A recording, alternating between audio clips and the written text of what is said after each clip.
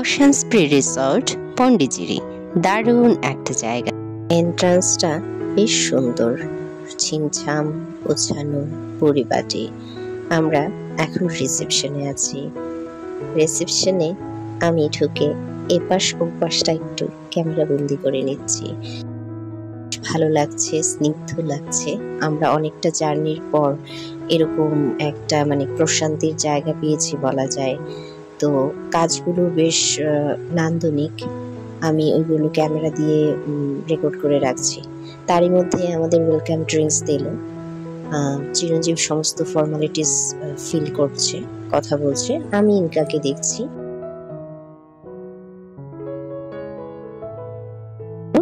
এবারে আমাদের রুমে যাবার পালা।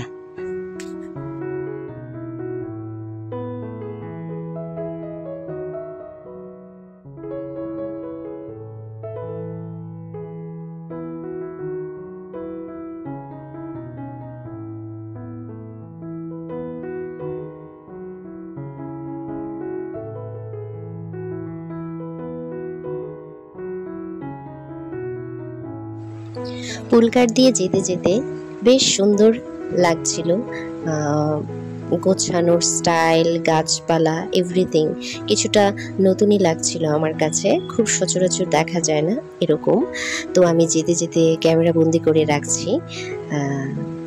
বেশ ভালো লাগছে। আর একদমই কি কোনো গরম হাওয়া বা ওরকম কিছু টের পাচ্ছি না। বেশ শান্তি শান্তি, দেখতেই পাচ্ছেন অনেক গাছপালা। তো এর মধ্যে দিয়ে আমাদের পুলকারটা ছুটে চলেছে।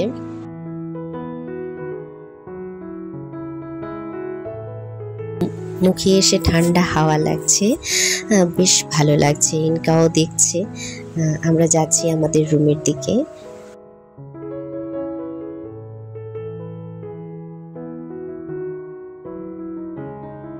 যাই হোক, বেশ সুন্দর জায়গায়, জলের উপরে আমাদের এরকম একটা ভিলা নিয়েছিল।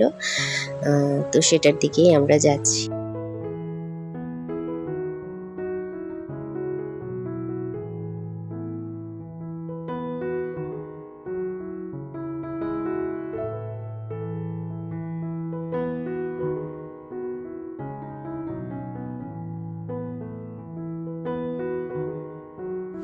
যেতে যেতে একটা জিনিস নোটিস করছি, ওরা দেয়ালগুলোকে বিভিন্নভাবে সাজিয়ে রেখেছে। কখনো কারুকার্য দিয়ে চিত্র, বড় বড় চিত্র এঁকে রেখেছে, কখনো আবার গাছ দিয়ে বিভিন্ন ডেকোরেশন করে দিয়েছে।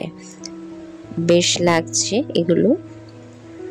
এই রিসর্টটাতে এই যে স্পা সেন্টার, তারপর ইনডোর অ্যাক্টিভিটি, অনেক কিছু আছে। পুরো রিসর্টটা ভালো করে ঘুরে দেখতে 2-3 দিন তো লাগবে। আমরা ছিলাম 2 দিন, 2 দিনের মতো, প্রায় 3 দিনই ধরা যায়। কিন্তু আমরা তাও টায়ার্ড হয়ে গেছি। এত বড় একটা রিসর্ট, সব দেখা, তারপর ইনকাকে নিয়ে ওর সবসময় ভালো লাগে না, আবার খেয়াল রাখতে হয় যাতে টায়ার্ড না হয়ে যায়। এত দূরে গেছি যাতে ওভারলোড না হয়ে যায়, এনজয় করতে গিয়ে খুব টায়ার্ড এরকম একদিন হয়েছিল। সে গল্পটা বলবো পরে। এখন আমরা আপাতত রুমের দিকে যাচ্ছি। এই যে এটা হচ্ছে আমাদের রুম। আমার কিন্তু বেশ লাগছিল, খুবই শান্তি, দেখেই শান্তি, চোখের শান্তি, মনের শান্তি, সব শান্তি একসাথে। সমস্ত স্ট্রেস, সমস্ত কি বলবো, হতাশা, সবকিছু এই জায়গাটাতে যে একদম উবে গেছে আর কি।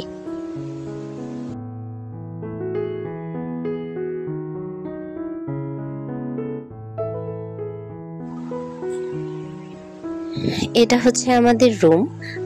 এখানে কাঠের কারুকার্য, কাঠ কালার আর কি বলে উড কালার, যেটা উড কালার আর হোয়াইটের কম্বিনেশনে রুমটা করা হয়েছে। আর রুমে খুব মিষ্টি আলো ইউজ করা হয়েছে। কোনো কিছুই অতিরিক্ত না। বেড বলেন, সবকিছুই বলেন, ভীষণ কমফোর্টেবল। আর আমার মেয়ের প্রথম কাজ হচ্ছে কোথাও গিয়ে বিছানায় জাম্পিং করা, সেটা তুলিনি মনে হয়। যাই হোক, গিয়ে আমরা লাগেজ রেখে, আমি তো ভিডিও করছি, আমাদের লাগেজ রাখতে যে এসেছিল সে রেখে দিয়ে যাচ্ছে। আর বেশ একটা কি বলবো, রুমটা বেশ বড়। আমাদের রুমের সাথে ব্যালকনি আছে। তারপর ওই যে ওয়াটার এরিয়া আমাদের ব্যালকনি থেকে কভার করা যায়, জাকুজি আছে। গিয়েই কাজ হচ্ছে আমাদের এসব বাথরুম টাথরুম ভিডিও করে নেওয়া। ভিডিও আমি এখন করি, মানে আগে দেখে নেওয়া কেমন কি। তো ওভারঅল দেখে সব কিছুই আমাদের ভালো লাগছে। আমরা বলছি যে না ভালো ভালো, বেশ ভালো। কালারের ইউজগুলো দেখেন, টাইলস বা যেগুলো আছে, অতিরিক্ত কাজ বা এই যে বলছিলাম আমার মেয়ের জাম্পিং খেলা শুরু হয়ে গেছে। অতিরিক্ত কাজ নেই, আর একটার সাথে আরেকটার মানে কি বলে অ্যাডজাস্টমেন্ট আছে। মানে হঠাৎ করে একটা কিছু দিয়ে দিলাম এরকম টাইপের না, যেটা হ্যাঁ এরকম রিসর্টগুলো তো এরকমই হবে, তার জন্যই তো লোকেরা যায়। গুড এক্সপিরিয়েন্স বলবো। এই যে আমাদের ব্যালকনিটা, এখান থেকে ওই এই জায়গাটাতে যাওয়া যায়। এখন বিকেল, আমরা ঘুরে ঘুরে দেখছি চারপাশ, কি করব, কোথায় কি আছে এসব।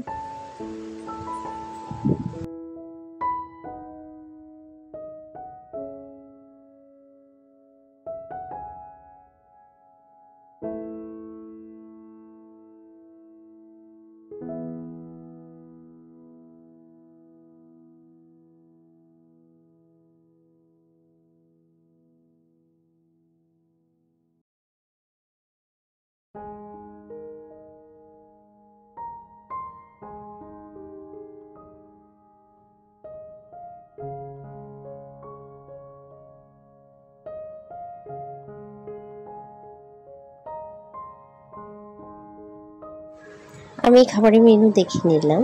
বলতে হবে একটা জিনিস, যে প্রাইস খুব বেশি। এটা হচ্ছে মানে অ্যাক্টিভিটি কী কী আছে, ইনডোর অ্যাক্টিভিটি কী কী আমার মেয়েকে করাতে পারবো সেটার একটা চেক দিয়ে নিলাম। আর কখন থেকে কখন টাইমটাও দেখে নিলাম, কমপ্লিমেন্টারি কী আছে এগুলো একটু খোঁজ করে নিলাম। তারপর আমরা বেরিয়ে পড়বো, একটু ফ্রেশ ট্রেশ হয়ে বেরিয়ে পড়বো। ওদের প্রাইভেট বিচ আছে, তো ওটাতেই যাবো। এদিক দিয়ে বেরিয়ে যাব। হ্যাঁ বাস, আমরা বেরিয়ে পড়েছি। এসেছি, সমুদ্রকে না দেখলে ভালো লাগবে না, যেতেই হবে। এসে জাস্ট চেঞ্জ করেই বেরিয়ে পড়েছে সমুদ্র দেখতে।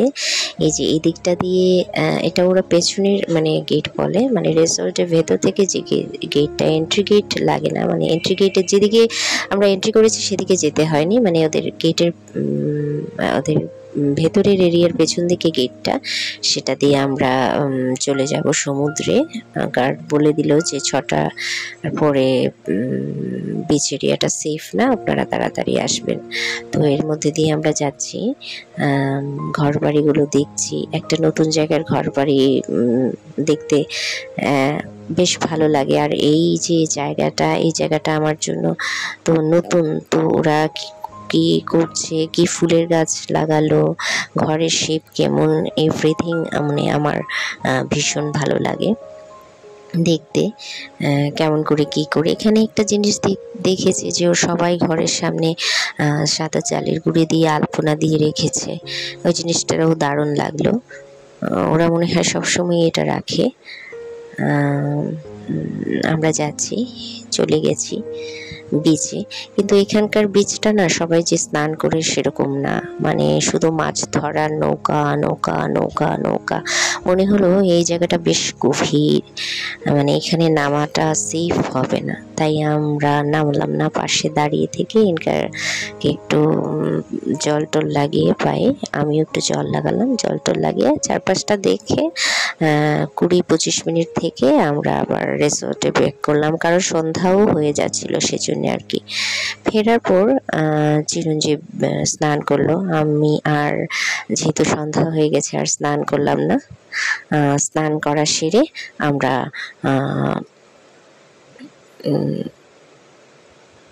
চা কফি খেলাম, রাতের খাবার খেলাম, খেয়ে ওই দিনটা রেস্ট করলাম। ওই দিনটা আর কিছু হলো না, জাস্ট গেলাম, সমুদ্র দেখলাম আর গল্প টল্প করলাম, ইনকার সাথে একটু খেলাধুলা হলো। সন্ধ্যাটা বেশ মনোমুগ্ধকর, সেটা বলতেই হবে। এত নীল আকাশ, পাখির ডাক।